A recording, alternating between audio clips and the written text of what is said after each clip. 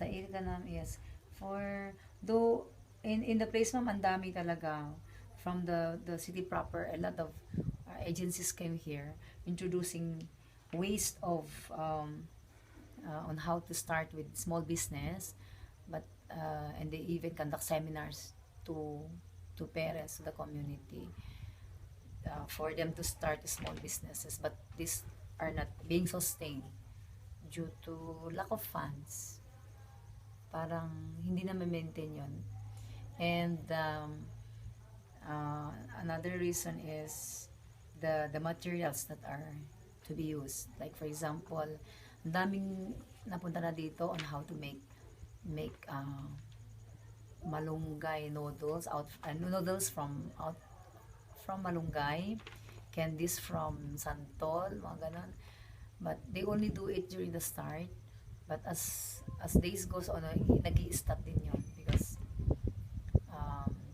siguro on the materials that they need on doing these products.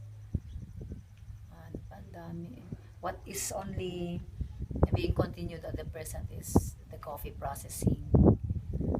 But again, the DA gave the community a machine, a coffee grinder, using the electricity as a way to increase the product of the coffee, processed coffee, because what is being used in the barangay is the manual. Yung tao talaga ang nagpa-pound,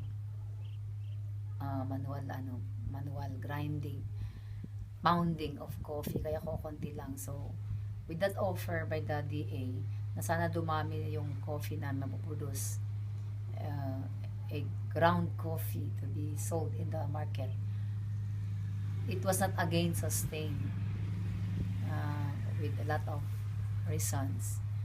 Maybe one is the scheduling of